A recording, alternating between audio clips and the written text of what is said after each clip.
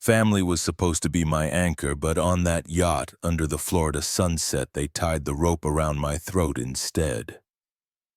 My brother leaned in close, his breath hot against my ear, and whispered, "Say hello to the sharks." Then with one hard shove, he sent me crashing over the rail into the black water.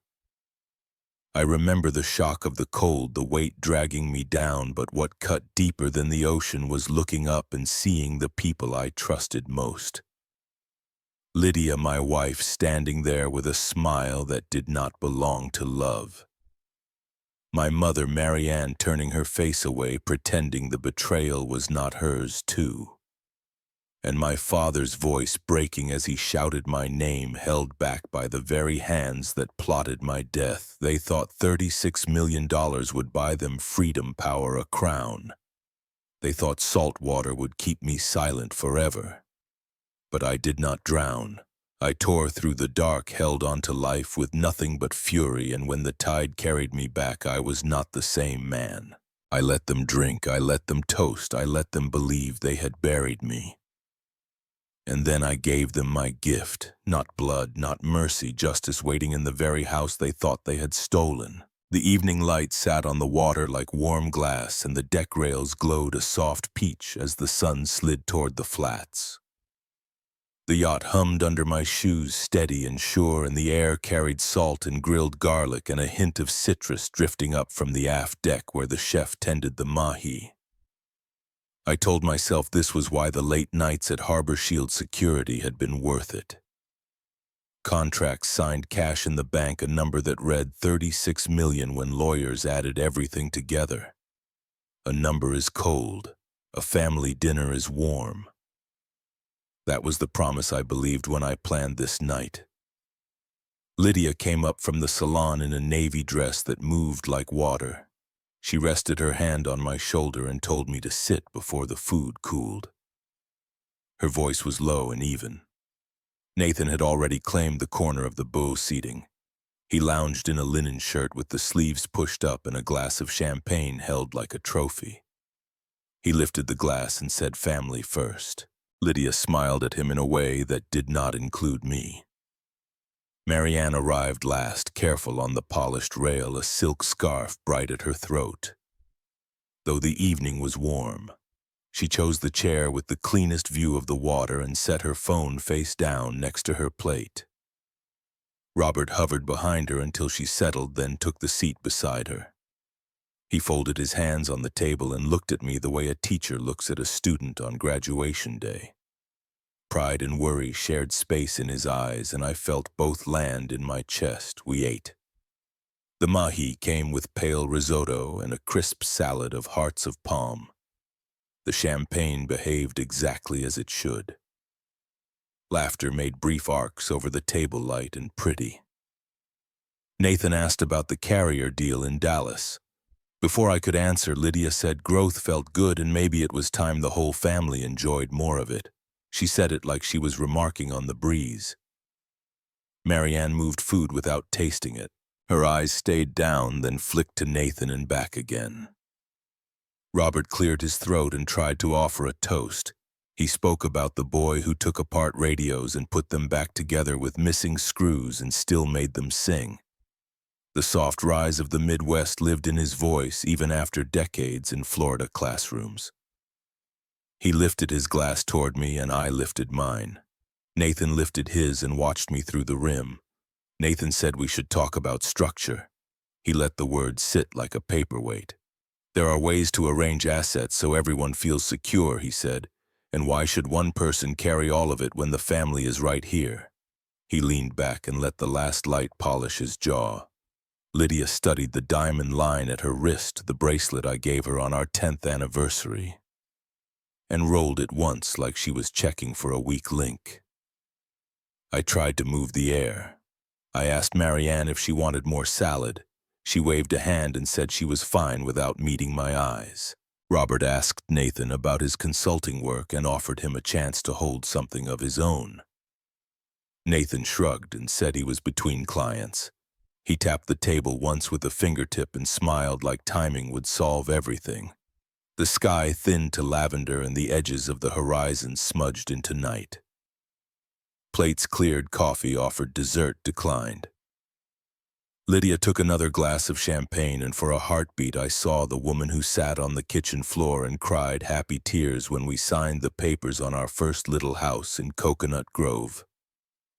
She looked at me now. The smile was perfect. It did not touch her eyes. I walked to the bow rail. The metal kept the heat of the day, and the motors idled into my bones. I liked the clean line between me and the horizon. Footsteps came from behind, one light, one with a little swagger. Nathan stood shoulder to shoulder with me. He said he had been thinking about how I never got tired and how I always found another gear and that maybe rest had a place. I told him rest never looked good on me. The last time I took a week off, I came back with a product idea and 2 signed deals. He nodded and said he loved that about me. It sounded like a man admiring a storm from behind glass. Chairs scraped. Lydia moved the whisper of fabric and a trace of perfume I could not place. Marianne stood just long enough to smooth her scarf and then sat again. Robert said my name with a careful tone as if the floor had shifted. I did not turn. Nathan set his hand between my shoulder blades. The touch was light. For a strange second, it felt like trust. He leaned close. He told me to say hello to the sharks. The rail hit my hips and the deck turned into sky. Water rose and took me. Cold closed around my ribs. Salt burned my throat. I kicked because there was nothing else to do. Panic is loud when it wants your attention. I pressed my heels down and pushed for the surface. Arms cut water. Eyes stung. I broke through and dragged air that tasted like metal. The yacht was a house made of light moving away from me. Robert stood at the rail with his arm outstretched toward the life ring bright against the glow. I heard him call my name thin and fierce across the chop. Marianne touched his forearm and he hesitated. Nathan stepped into his line. Lydia stood with her hands on the rail. She looked down at me and smiled, once small and private, then turned her face to the warm light of the deck. The hull drifted, the angle changed. My shoes pulled at my legs and I kicked out of them and felt the weight fall away. I let pride go with them and thought only of breath. In through the nose, out through the mouth. Count to 4, count again, pin a line of the boat with my eyes. The distance stretched a little more with every swell and the wind pulled my voice apart when I tried to shout. People say betrayal is a blade. A blade would be honest. This was a quiet flood filling the spaces that used to hold trust. I thought of every time I paid one of Marianne's markers in the hope she would choose me one day. I thought of Nathan, small and breathless, on the sand at Crandon Park while our father laughed and told us to watch the pelicans. I thought of Lydia on a Sunday morning with smoke curling up from ruined pancakes and sunlight catching her hair. The stern lights thinned. The bow swung away. I fixed my gaze on the horizon and kept my head above the water and told my legs to keep moving. The cold bit through me like teeth and wrapped itself around my ribs until every breath burned. My body screamed for air, but what tore at me harder was the silence on the boat as it drifted farther away. Betrayal weighed more than the water. It pressed into my chest heavier than the waves pulling me under. My legs fought to keep rhythm, my arms dragging me back to the surface each time the sea tried to swallow me. I opened my mouth and tasted salt, raw and metallic, a punishment for believing blood and vows could ever keep me safe. I turned my head and caught a glimpse of the deck lights. They shimmered gold against the dark horizon. Robert's voice carried over the chop, desperate and breaking. I heard him call my name again. For a moment I thought he would jump, thought he might throw himself into the black water after me, but the shadows behind him shifted. Marianne's hand caught his arm and Nathan stepped forward, blocking him, pulling him back. The sound of his cry ripped through me harder than the cold. My father was still fighting, but not strong enough to win against the people I once called family. The truth sank in heavy and clear. I was not only alone in the ocean. I had been alone long before tonight. My arms trembled and I kicked out harder while I screamed. My shoes had already gone and my clothes dragged against me like lead. I told myself to keep moving. I told myself not to think about sharks or the weight of the dark pressing beneath me. But thoughts are stubborn. Images of sharp fins slicing the water lurked at the edge of every blink. The betrayal felt sharper. Lydia's smile when she turned her back burned hotter than the salt in my eyes. Marianne's silence, her refusal to even lift her gaze, cut deeper than any blade. The waves rose higher, slapping against my face, pushing me down. I sank once, panic flooding me in a way that felt final. Darkness pressed around me, soundless and absolute. My chest felt like it would split, and I almost let go, almost opened my mouth to the sea. Then I heard Robert's voice again in memory, not from the boat, but from years before when I was a boy running through the surf with Nathan at my side. He told me once that a man's real strength shows when he has no one left to lean on. That memory struck through me like fire, cutting through the wound and dragging me upward. I burst through the surface, coughing, clawing for air. My hands flailed and hit something solid, a piece of wood, narrow but enough. Maybe torn loose from the jet ski cradle or a crate. I pulled it across my chest and locked my arms around it. The edge dug into my skin, but the pain reminded me I was still here. My legs kicked softer now, just enough to keep afloat. The waves lifted me, dropped me, lifted me again. Each rise brought the horizon back into view. Each fall threatened to erase it. The yacht was only a shadow now. The lights that had once been home were no more than fading sparks against the night. Robert's voice was gone. All that remained was the rhythm of the sea and the drum of my own pulse. My throat burned, my muscles shook, but I held tight to the plank and to the thought that if they believed me dead, then I had a chance. My death could be my weapon. My silence could be my shield. The water pressed closer, cold and endless. I clenched my jaw and forced myself to count with each breath. In through the nose, out through the mouth, 4 beats at a time. I whispered the numbers in my head, a fragile rope tying me to focus. The betrayal of my wife and brother tore through me again. The image of their face carved into my skull. But I held onto the plank, I held onto my father's words, and I made a promise to the sea that it would not take me tonight. The horizon blurred in the dark, but I fixed my eyes where the sky touched the water, and I swore to reach it. The night stretched on without mercy, every minute dragging across my skin like sandpaper. My body shook so hard it felt like my bones would snap. But I clung to the plank as if it were the last thread holding me to the world. My arms cramped, my legs burned, and my throat felt carved raw by salt water. I tried not to think of the distance, tried not to imagine how many miles of black water stretched between me and shore. I only counted breaths, forcing myself to stay awake. Because sleep meant sinking, and sinking meant never coming back. The stars blurred overhead, scattered pieces of cold fire that could not warm me. The sea kept lifting me and dropping me, lifting and dropping, and after a while I stopped knowing whether hours had passed or only minutes. Somewhere in the distance a faint hum grew against the rhythm of the waves. At first I thought it was my mind breaking under the weight of exhaustion. Then I saw it, a pinprick of yellow light moving across the water. I coughed and tried to shout, but what came out was a cracked rasp. I slapped the water with my palm, then again beating it like it owed me something. The light wavered, drifted, then steadied, turning toward me. I forced sound out of my chest, broken and jagged, until finally a flashlight cut through the dark and landed on my face.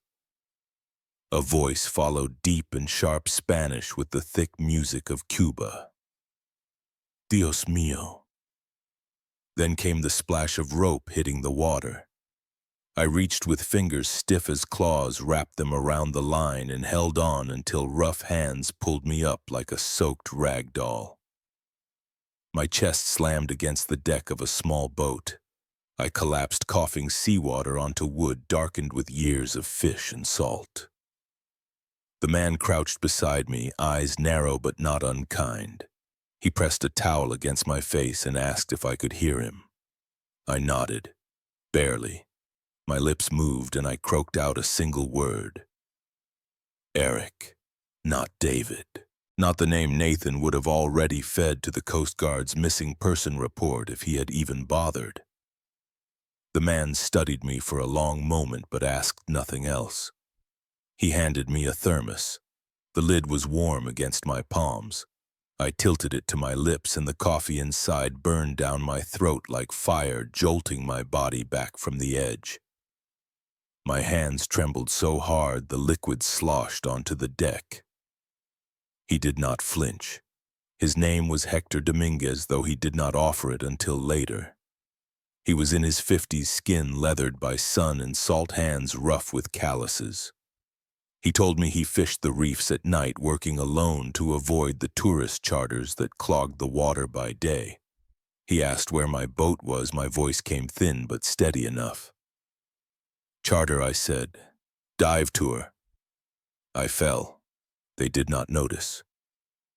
He stared at me with eyes that had seen too much life to believe every word, but he only nodded once and turned back to the helm. Lucky you found me, he said. Not many come this far out at night. The engine rumbled and the small boat began to cut through the water, each slap of the bow against the waves a reminder that I was still alive. I wrapped the towel tighter around myself, pulled the thermos close, and stared at the horizon. The line between sea and sky was breaking into a faint gray, the first bruise of dawn. Miami's lights shimmered far away low against the coast, glittering like jewels scattered across black velvet. Civilization, safety, and somewhere in that city, Lydia and Nathan were probably pouring champagne into crystal flutes, spinning a story of a tragic accident. Poor David lost at sea. How terrible. How sad. Let them drink. Let them believe. Every toast they raised to my funeral gave me more time. Time was power. I felt the anger coil in my stomach, burning hotter than the coffee warming my hands. Hector said little as we motored toward shore. That silence was exactly what I needed. He adjusted a line here, checked the nets there, moving with the ease of a man who belonged to the sea. I watched him for a while, grateful that he did not ask again who I really was, or what had dragged me out into that black water. He had no idea the weight of the fortune, the betrayal, the empire I had built brick by brick. He only saw a half-drowned stranger named Eric, who had clung to a piece of wood and refused to sink. The sky lightened as we neared the coast. Pink bled into the gray, then orange, until the whole horizon glowed like fire. The skyline of Miami grew sharper, glass towers catching the new light, bridges stretching like arms across the bay. The world was waking up. Cafes pulling in crates of bread, fishermen unloading their catch taxis, weaving through empty streets. Normal life, blind to the war that had just begun beneath its surface. Hector finally spoke again, his voice carrying easily over the hum of the engine. "You are lucky," he said. "Many men go under and never come back." Then he turned his eyes on me, heavy and searching. "Why you survive?" he asked. "What for?" The question settled between us like an anchor. I held his gaze but gave no answer. My jaw tightened and I turned back to the skyline, to the city that had been mine once and would be mine again. My silence was louder than words. My eyes told the truth I would not speak. I had not survived by chance. I had survived to finish what they started. Hector did not press. He only adjusted the throttle and let the boat ride smooth into the marina as the sun finally cleared the horizon. The city looked beautiful, glowing and alive, but I saw it through a veil of rage colder than the ocean I had just escaped. My fists clenched in the folds of the towel, and I made a vow no one heard but me. They thought the ocean buried me. They thought the tide erased my name. But I was already walking back toward them step by step unseen. And I carried a gift they would never expect. I walked off the dock barefoot, salt still burning in the cuts along my skin, the towel Hector had given me wrapped tight around my shoulders. The marina was quiet at that hour, just the low sound of crates sliding across wood and the murmur of Spanish voices moving fish from net to ice. No one looked at me long. A man drenched, limping head down, was just another ghost in a city full of them. I kept my face hidden beneath the hood of an old sweatshirt Hector found in a crate near the wheelhouse. It smelled like diesel and salt, but it did its job.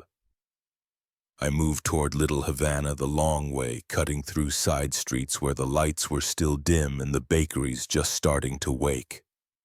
The air there was different, thick with cafecito and fried dough and the sound of roosters that did not care they were surrounded by concrete. I stopped in front of a narrow cafe with paint peeling around the windows and a sign that leaned forward like it was tired of holding itself up.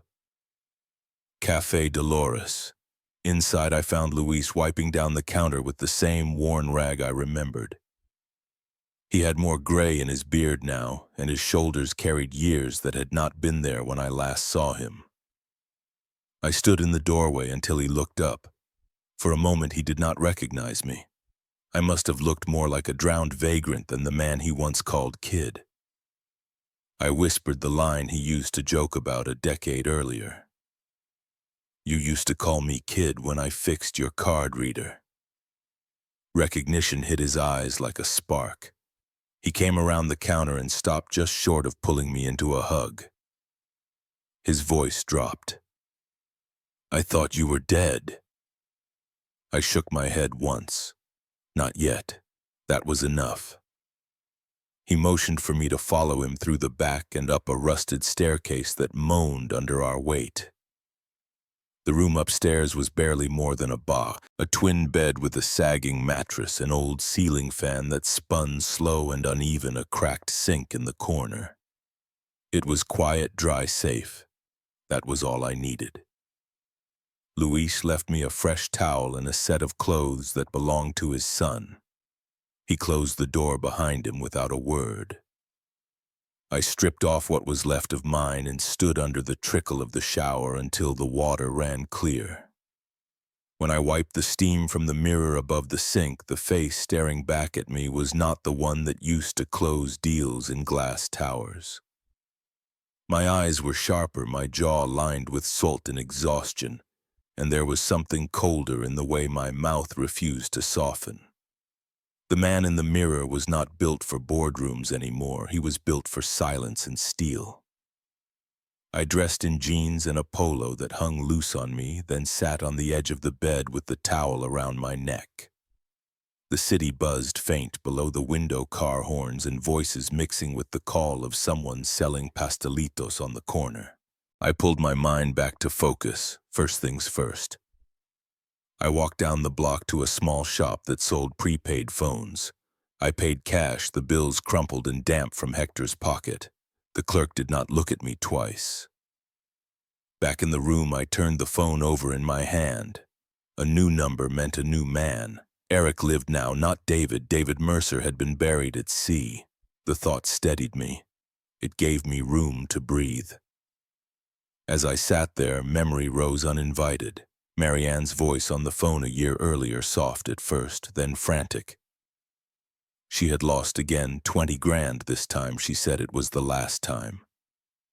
I wired the money without telling Lydia, telling myself I was protecting the family name. But it never ended. Each time she called, the numbers grew larger, the excuses sharper. A casino in Tampa, a private table in Fort Lauderdale, a new debt with the wrong kind of men. The last time she asked, I told her no. I told her I would not feed her habit again. Her silence was colder than her begging. She hung up without a word. At the time I thought she was ashamed. Now I knew better. That silence had been a choice, the same silence she kept on the yacht, while I struggled in the water. She had not spoken for me then because she had already spoken for Nathan. She had chosen her favorite, the son she thought could give her what I never would. I clenched the phone in my hand until the plastic creaked. My mother had not just stood by while they tried to kill me. She had sided with them because I had cut off her lifeline of cash. Nathan had promised her more, and Marianne had always chased the bigger bet. The room felt smaller as the truth settled in. I stood and opened the window. The air from the street below rose up warm and heavy with fried food and tobacco. I leaned into it, let it wash over me, and then pulled back. I had wasted years believing loyalty ran deeper than greed. I had built an empire on discipline and blood, and yet in my own house weakness had written the rules. I sat again, calmer now, and powered on the phone. The screen glowed against my face. I had work to do, numbers to move, people to call when the time was right. But tonight I needed silence. Tonight I needed to let the new man inside me take shape. From downstairs I heard Luis calling orders in Spanish, the clink of cups, the hiss of milk steaming. Life moved on, unaware that in a small room above the cafe a man who should have drowned was alive and planning.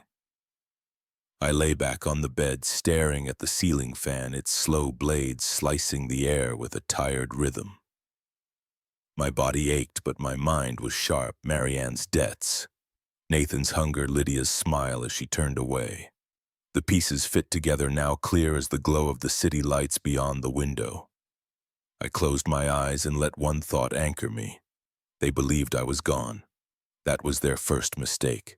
I woke before the sun had cleared the skyline, the ceiling fan above me turning slow as if it had given up on speed years ago.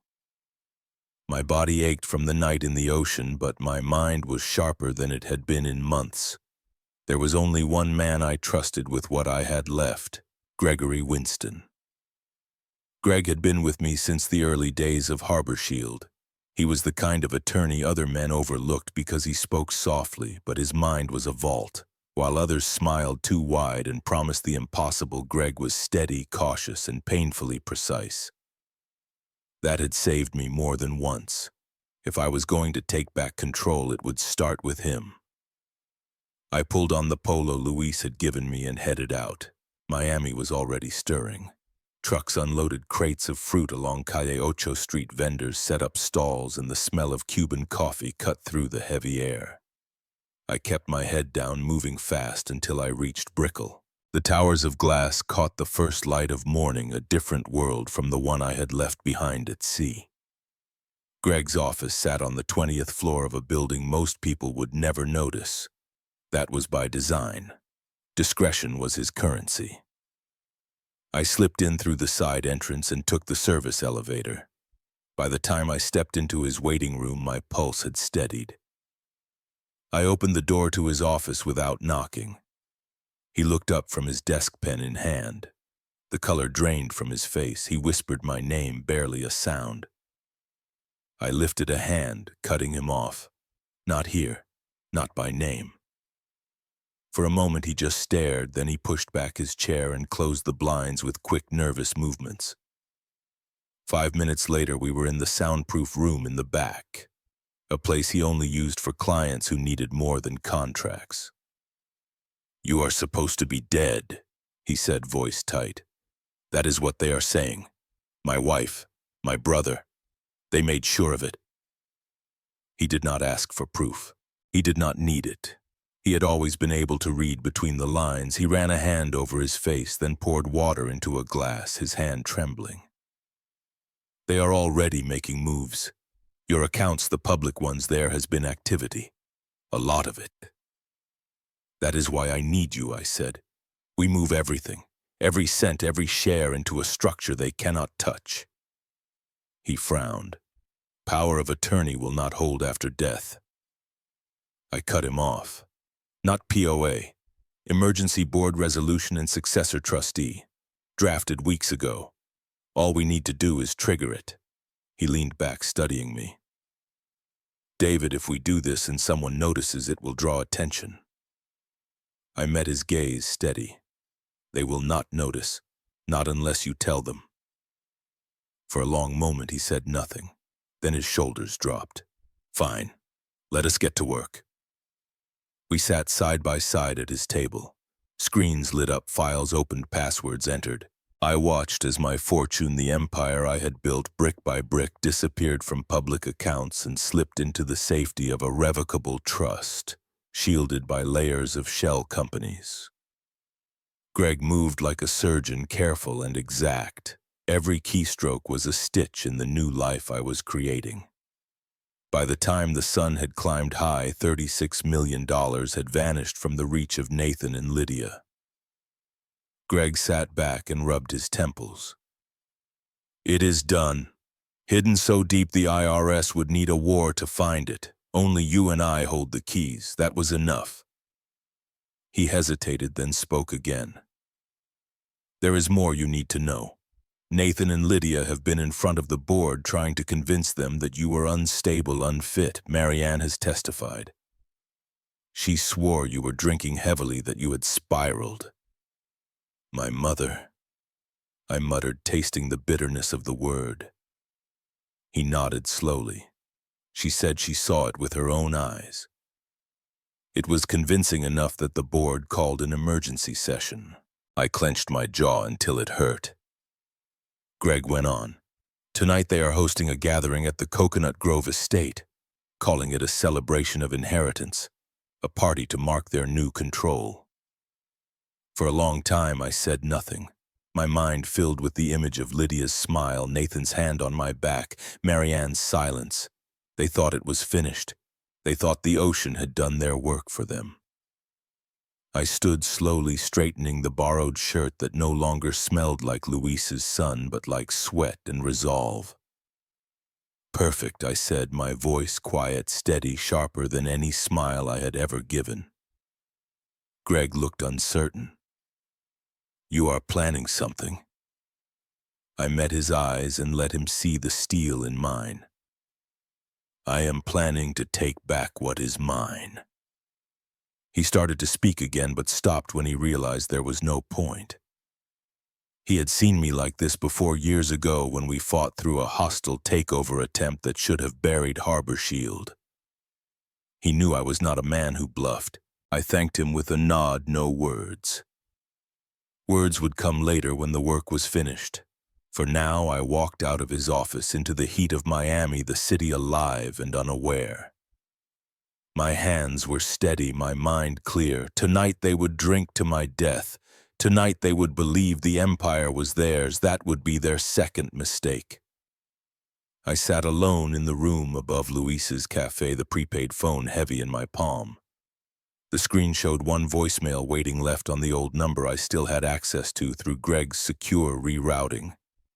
I pressed play, expecting the monotone voice of a lawyer or maybe silence. Instead, my father's voice filled the air, soft, trembling, desperate. "Son, I do not believe this was an accident. I know what they are saying, but I will not stop looking for you. I do not care what your mother says or what Nathan threatens. You are my boy, and I will find you even if the whole world tells me to stop." The message ended, but the weight of his words stayed. I held the phone against my knee, staring at the cracked ceiling, fighting the rush of heat behind my eyes. Robert Mercer had never been a strong man in the eyes of the world.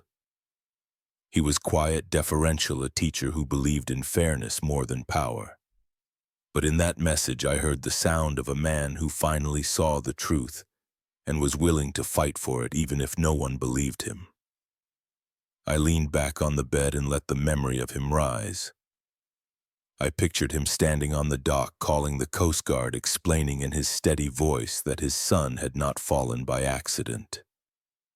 I could see Marianne beside him, her arms crossed, her mouth sharp as she told the officers her husband was confused that I had been drinking. She had said it loud enough for neighbors to hear, so it would stick. Nathan no doubt stood at her side, adding force, telling them there was no foul play, only a tragedy at sea. But Robert did not fold completely. He had gone to the papers, tried to tell them what happened, but reporters turned away once Marianne played her part. She whispered about his age, about stress making him imagine things. She played the role of the dutiful wife, protecting a fragile husband, while in truth, she was protecting the lie she had chosen to serve. Nathan had not stopped at whispers. He had leaned in close to Robert in their kitchen, voice low but cutting.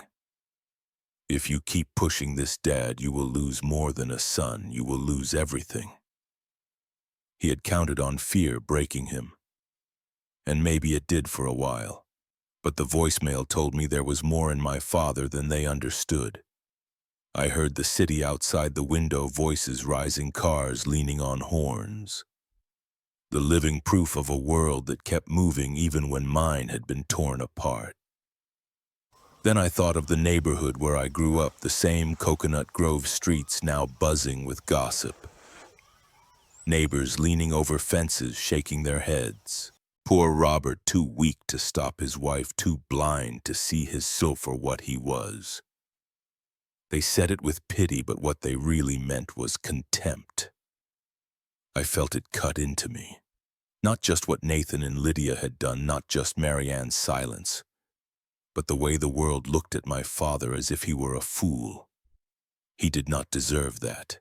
He had not built companies or fortunes, but he had given me everything he knew, steady hands and steady words.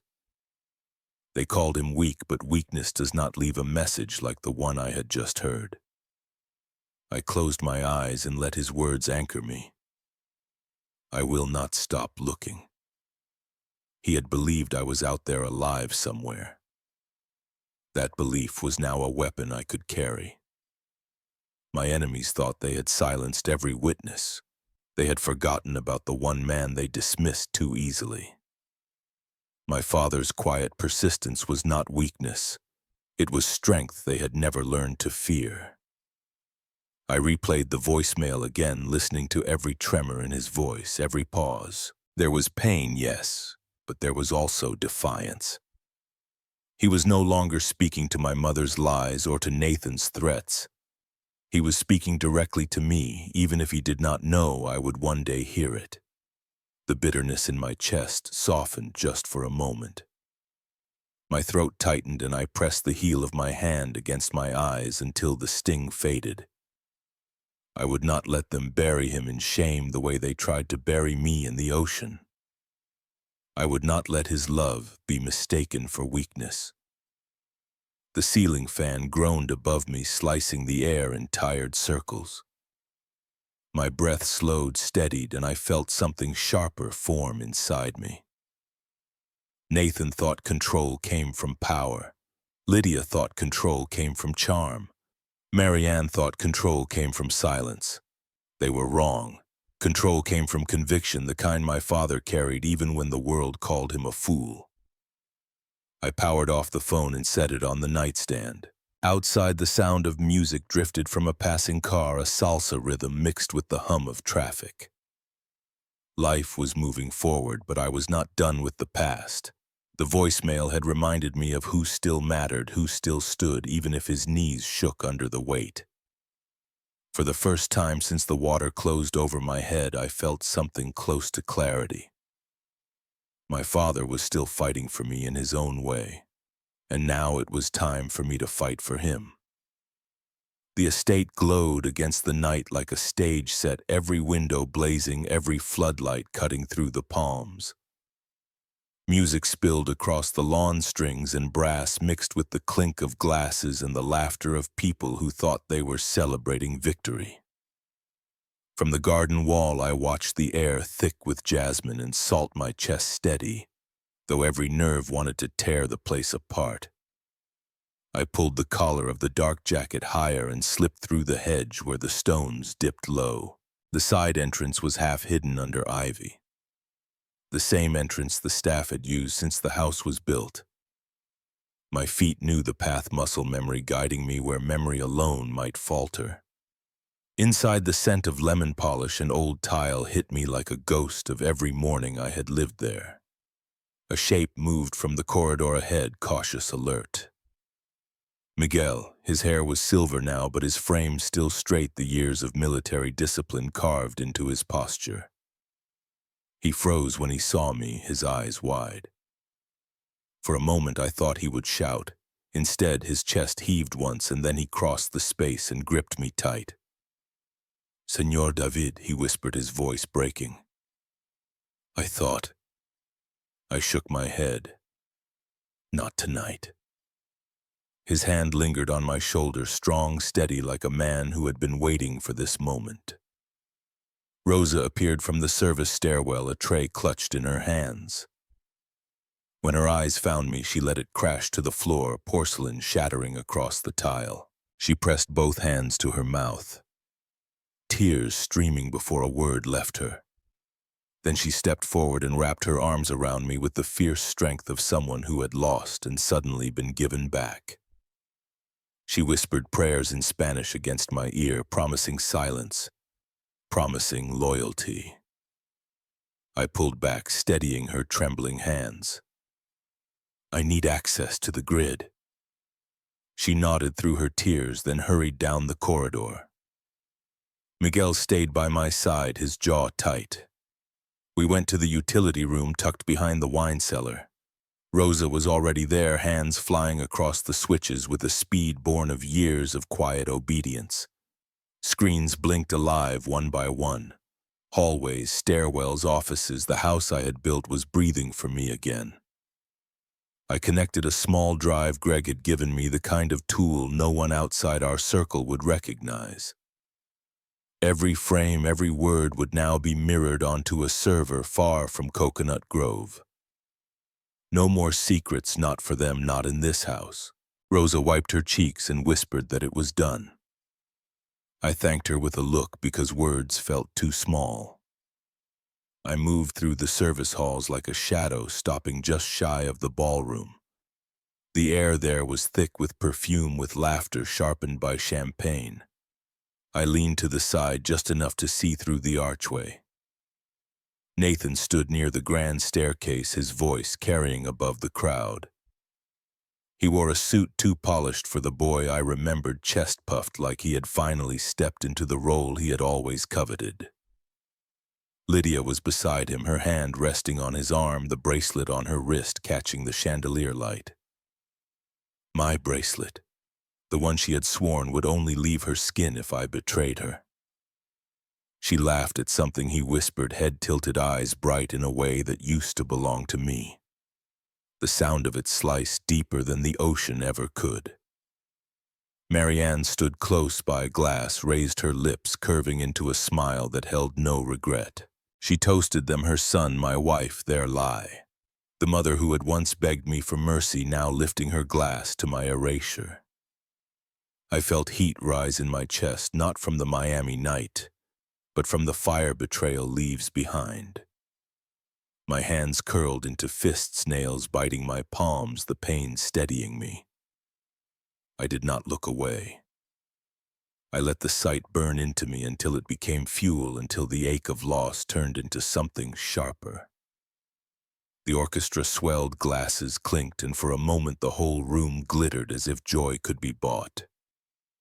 I stepped back into the shadows of the corridor, unseen, unheard, the weight of silence pressed tight against me. The man they buried at sea was gone. What stood here now was something they had made with their own hands. And with every smile they shared, they fed the fire that would one day consume them. The celebration swelled inside the ballroom, but Nathan's restlessness cracked through the surface. He tugged at his cufflinks, glanced toward the west wing, then leaned down to Lydia and Marianne. Their faces turned toward him like orbit to a sun that burned too hot. I watched from the screen as he guided them away from the crowd. His hand pressed firm at Lydia's back.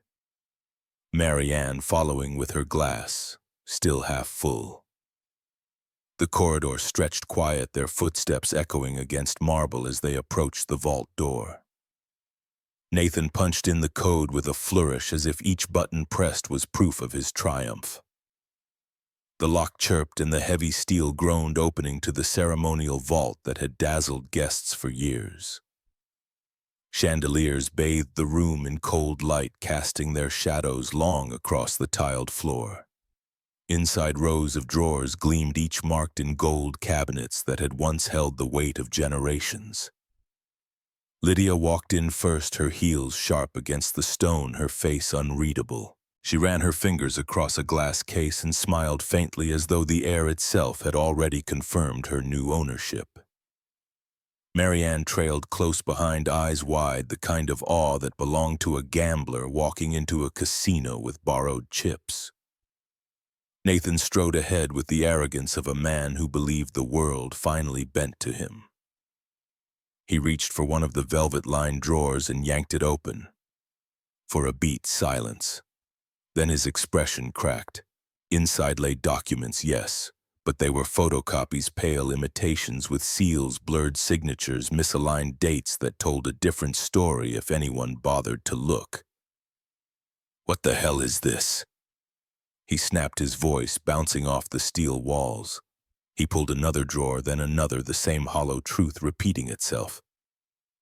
Lydia stepped closer, her eyes scanning the pages. She did not shout, did not flinch. She simply pressed her lips together, her silence sharper than any curse. Marianne stumbled forward, clutching the edge of a cabinet, her glass trembling in her hand. "This cannot be," she whispered, her voice breaking. "Where are the originals?" Her fear was not about history or legacy. It was about survival. Without papers, without proof, her favorite son's victory crumbled, and with it her safety net. She had bet everything on Nathan's rise, and now she saw the table turning empty. Nathan slammed a box shut, the sound echoing like gunfire. He spun on Lydia, his jaw tight. "Did you know about this?" She tilted her head slightly, calm, cold. "If I had, we would not be here opening drawers like children." The words cut him deeper than anger. He turned on Marianne, pointing at her like she could conjure the missing pages out of guilt. "You said he left everything unguarded. You swore he was careless." Marianne's face flushed red.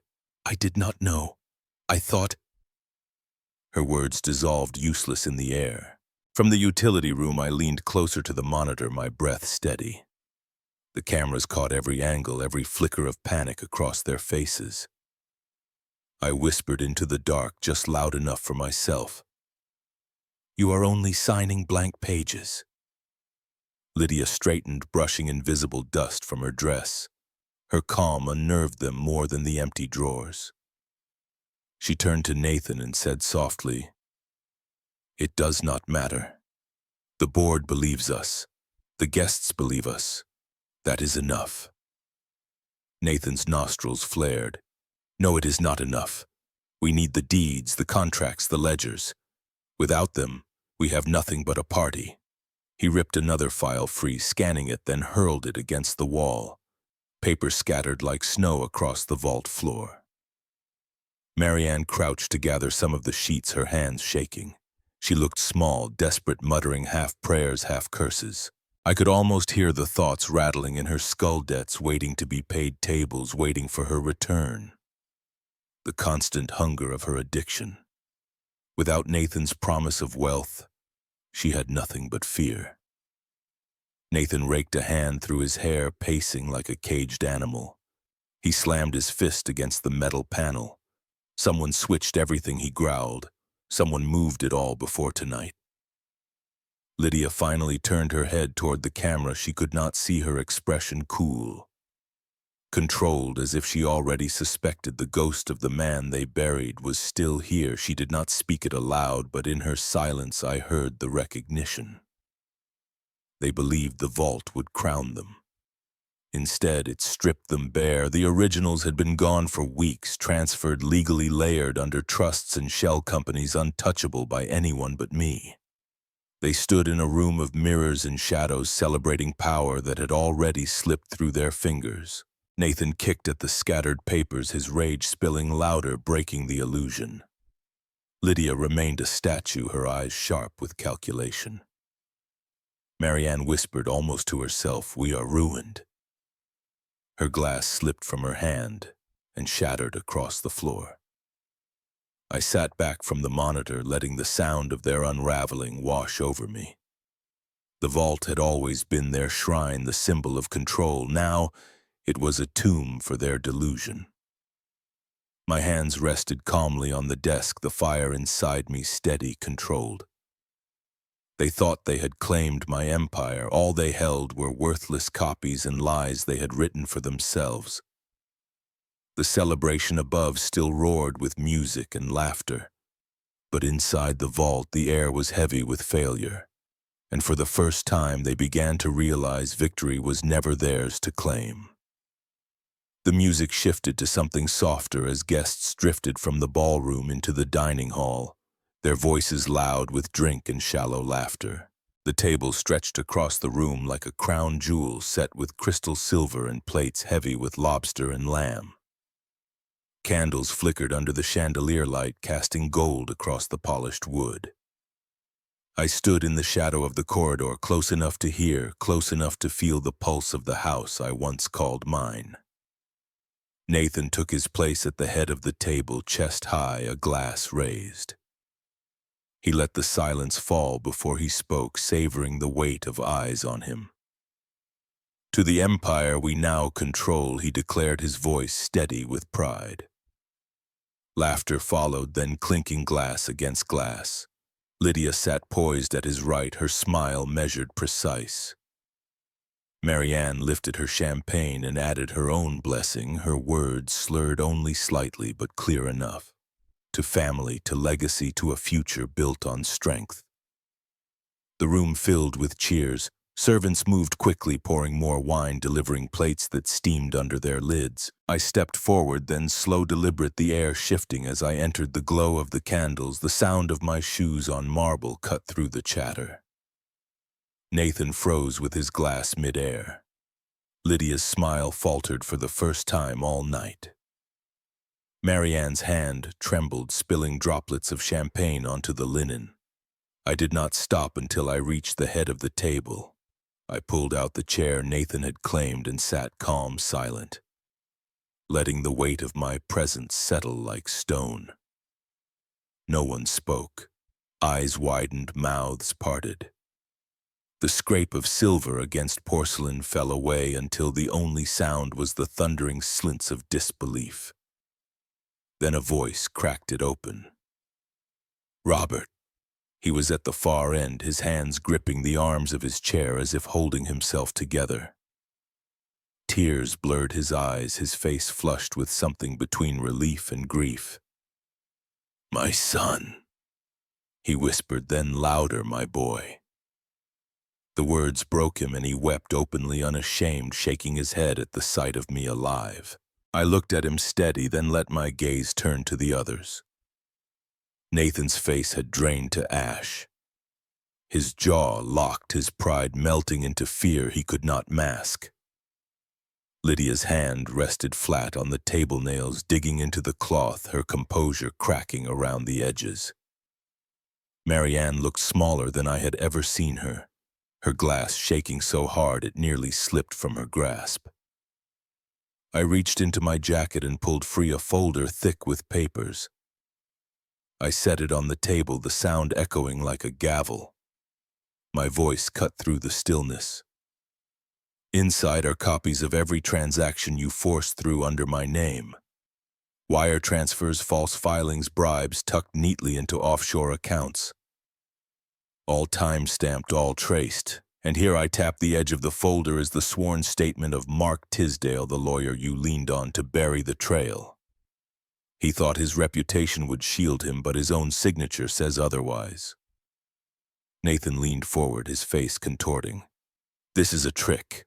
You are not supposed to be here. You are dead." His voice cracked on the word. "Dead men cannot file claims, cannot walk into boardrooms."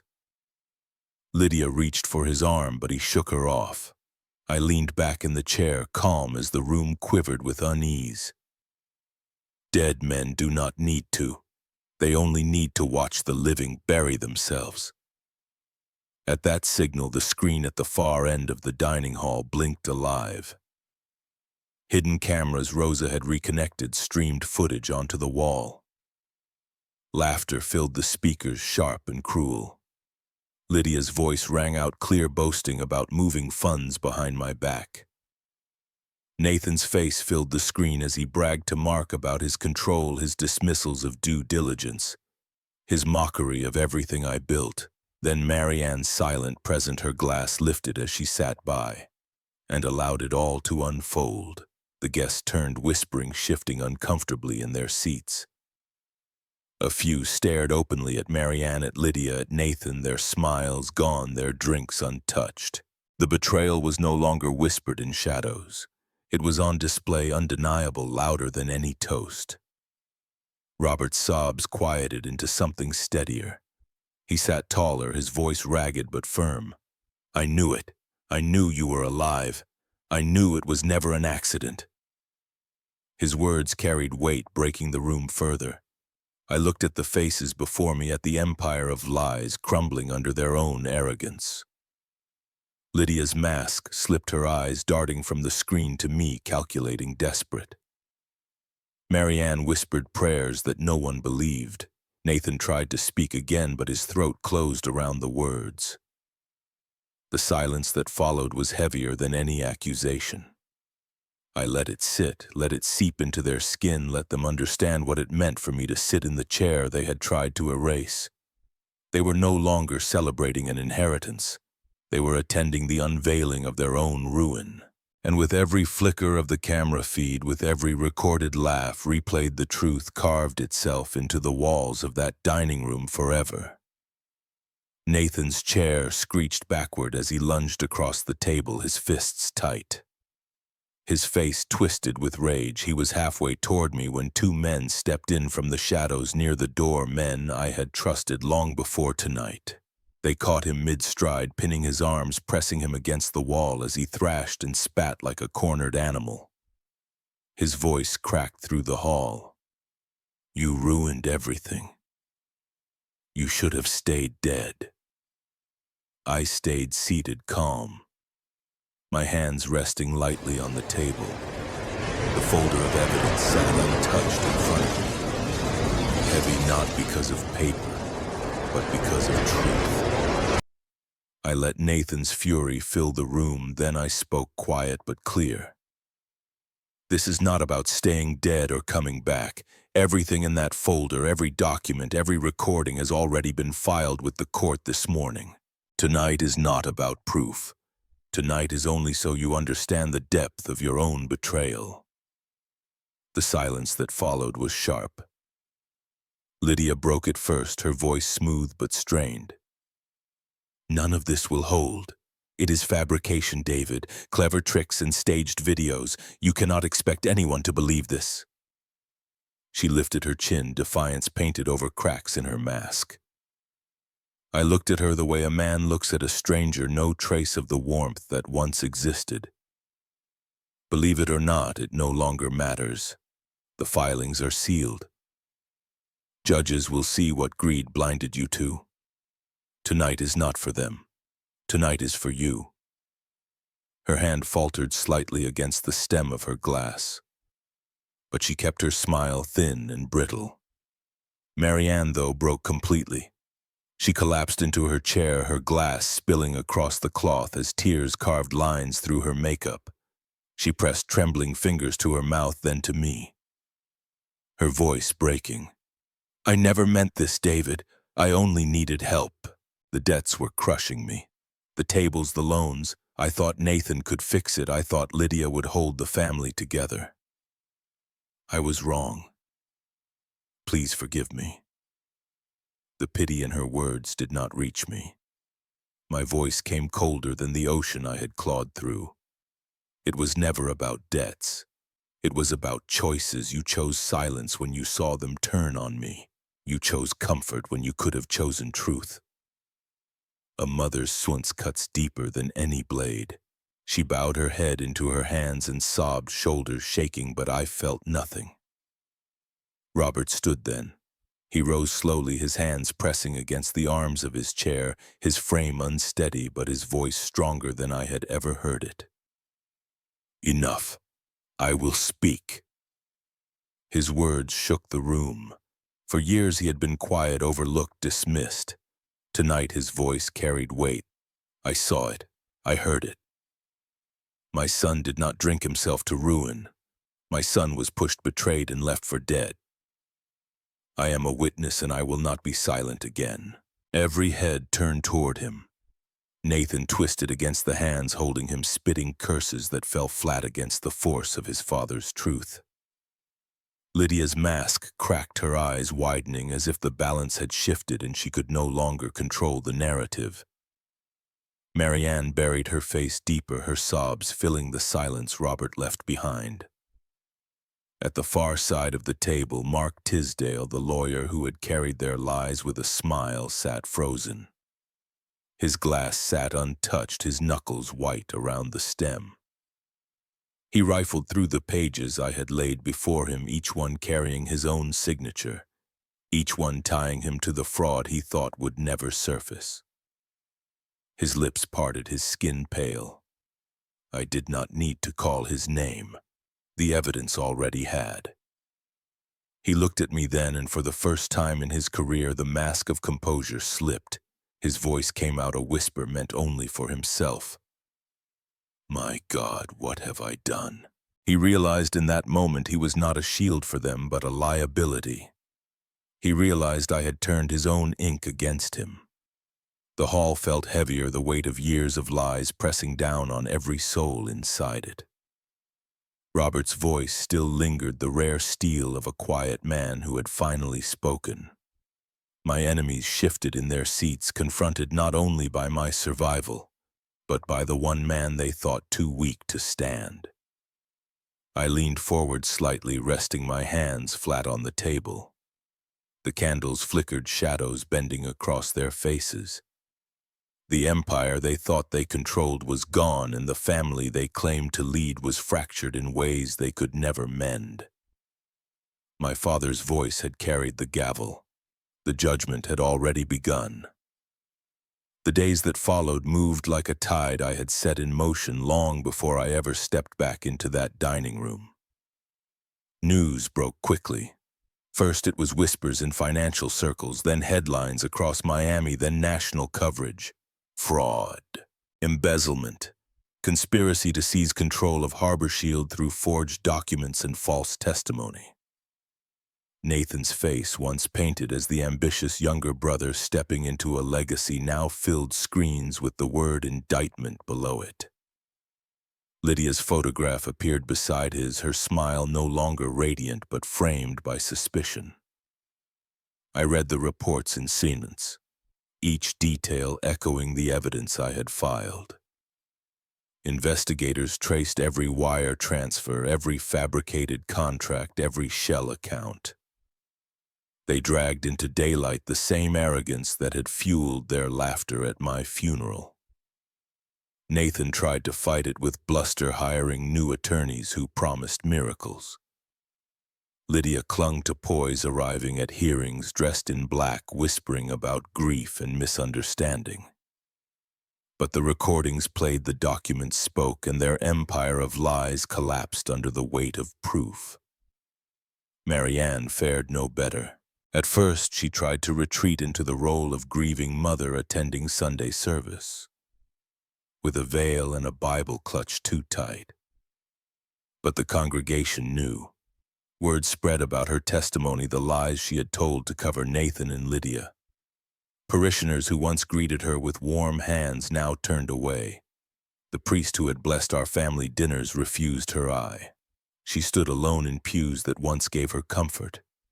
And when she reached out, the community she had leaned on stepped back. One afternoon, I heard her words carried on a reporter's microphone outside the courthouse. Her face was pale, her lipstick cracked, her eyes swollen from sleepless nights. I lost everything, she said, her voice bitter. Not just the money, not just the house, but the only people who would stand by me. She did not see the irony.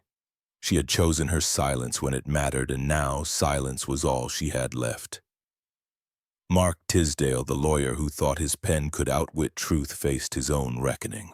The bar suspended his license within days. Colleagues who once praised his precision now called him reckless. The state opened an investigation into his role in falsified filings, his name tied to every piece of paper I had laid before him. He aged in weeks, shoulders bent, his voice cracking under questions he had no answer for. The man who believed reputation could shield him had learned reputation was as fragile as glass once cracks formed. While they fell, my father rose.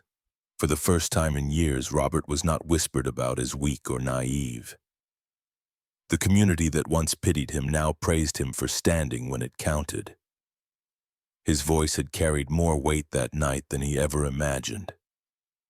I brought him into the fold not as a businessman, but as the heart of what came next. Together we founded the Mercer Foundation, a fund dedicated to scholarships and disaster relief. At the press conference, I stood beside him, and when the cameras turned his way, he did not falter. He spoke of integrity, of the cost of silence, of the courage it takes to tell the truth even when it is late. They gave him a standing ovation. Letters arrived at the office by the dozen, some handwritten, some typed, some signed by entire neighborhoods. Strangers thanked me for showing that money did not outweigh justice, that family name did not erase accountability. They called my father a man of courage, a reminder that not all witnesses fade into the background. For the first time, I felt the tide of community turn not against us, but for us. I watched it all unfold from a distance, calm, steady, the same way I had once watched the ocean in the hours after betrayal. But now there was no salt in my lungs, no weight dragging me under. There was clarity. Nathan and Lydia faced charges that would strip them of freedom for years. Marianne sat alone in a house that no longer belonged to her. Mark wandered courtrooms as a cautionary tale. I remembered her words, bitter and broken, outside the courthouse. I lost everything. It was not fate, it was not misfortune. It was karma, clear and undeniable. Choices had brought her here, the same choices that once left me drowning in the black water. The sun set over Miami as I stood on the balcony of my father's new home, the city glowing against the horizon. He sat inside with a glass of tea, reading letters stacked high on the table. I listened to his quiet hum, steady, certain, and I knew the fall of those who betrayed me was not the end. It was only the beginning of something stronger. The morning light spilled through the tall windows of my office in Brickell's soft gold, sliding across the floor, painting the steel and glass in warmth that felt almost undeserved. I stood by the window, the city alive, below me horns and footsteps and the endless rhythm of Miami.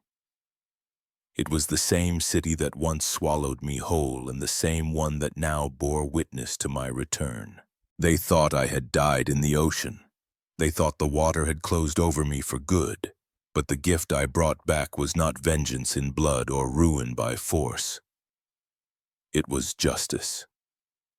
The legal filings were already locked into the system, signed, sealed, undeniable. Investigations were underway, cases opening that no one could shut. The empire they thought was theirs had been stripped away and laid bare in front of the law. I let my hand rest on the edge of the desk, the wood polished to a shine, the surface clear except for two items.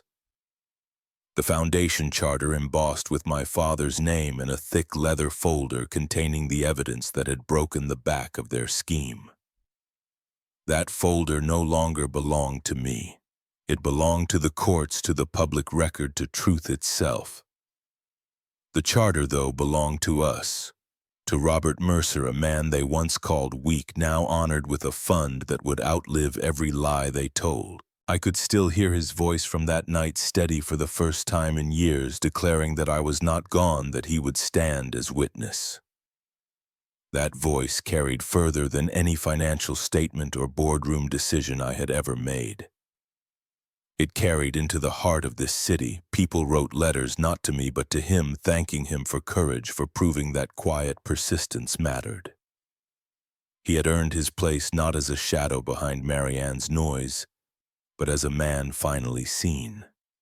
As for her, her silence had finally found its consequence. The community she courted had turned their backs. The church pews that once held her now left her alone. She had chosen Nathan and Lydia, she had chosen greed, and she had chosen to look away while they pushed me into the sea. In the end, no one pushed her. She fell under the weight of her own choices. Nathan sat waiting for trial, his face once smug, now hollow. His hands restless as if strength could still be proven by fists. Lydia's poise had broken too. Cameras caught her trying to leave hearings in sunglasses, head down, shoulders bent. They were no longer victors, they were evidence. I turned from the window and sat the chair familiar beneath me. The silence of the office felt different now. Not empty, clean. My name no longer dragged behind it the weight of their greed. I no longer belonged to their expectations or their betrayals. What I carried now was freedom. I thought back to the ocean that night, the salt burning my lungs, the darkness closing in, the sound of Nathan's voice in my ear telling me to greet the sharks. I thought of Lydia's smile as she turned her back. I thought of Marianne lifting her glass of Robert, shouting my name into the waves. That night had been an ending, but it had also been the beginning of this. The gift I returned with was not revenge. It was clarity. I did not need to stain my hands with blood. I let them dig their own graves with arrogance and greed. I let them sign papers that bound them to their downfall. They buried themselves, and all I had to do was make sure the world saw it. I leaned back, letting the chair creak. Outside, the sun climbed higher, bright against the towers, stronger than it had been in weeks. I whispered to myself, not for anyone else, only to mark the truth in words. I have the truth. I have my honor. That is enough. If this story has touched you, stay with me. Follow along, because there will always be more journeys where justice finds its way back into the light.